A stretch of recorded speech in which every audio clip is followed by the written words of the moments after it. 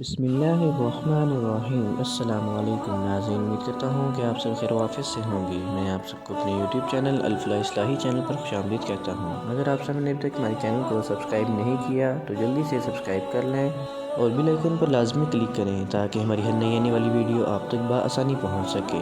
اور آج کی ہماری اس ویڈیو کا عنوان ہے مولانا صاحب کی برداشت۔ ایک محلے کی مسجد کی تعمیر و مرمت کا کام شروع ہوا تو مطلوبہ رقم اکٹھی ہونے میں دیر ہو گئی۔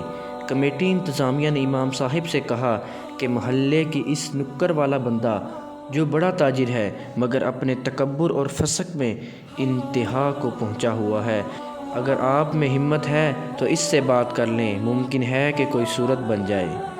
امام صاحب نے حامی بھر لی اور ایک دن شام کو جا کر اس کا دروازہ کھٹکھٹایا۔ چند لمحے بعد تاجر صاحب اندر سے نمودار ہوئے۔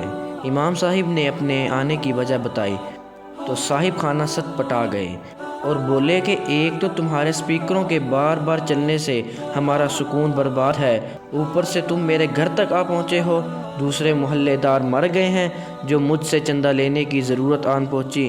امام صاحب نے کہا، صاحب اللہ کا دیا ہوا موقع ہے آپ کے لیے، آپ کے دستے تعاون کی اشد ضرورت ہے، میں خالی ہاتھ نہیں جانا چاہتا۔ تاجر نے امام صاحب سے کہا، لاؤ اپنا ہاتھ، میں تمہیں چندہ دوں۔ امام صاحب نے جیسے ہی ہاتھ آگے بڑھایا، اس تاجر نے امام صاحب کے ہاتھ پر تھوک دیا۔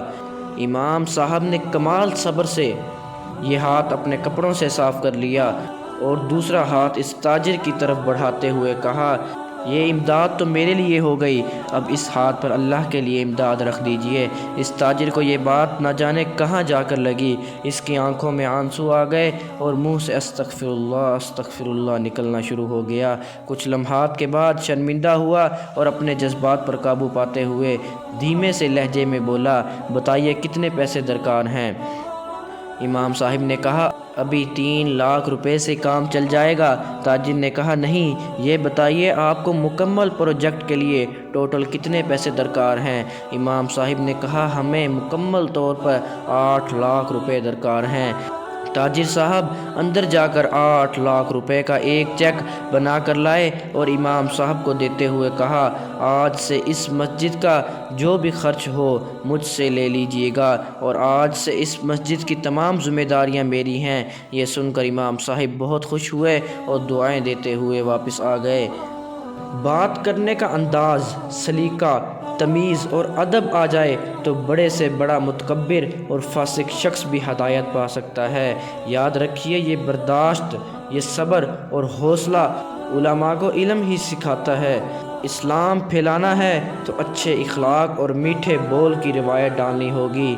افسوس، طوطا مرچ کھا کر بھی میٹھی بولی بولتا ہے اور انسان میٹھا کھا کر بھی کڑوے بول بولتا ہے۔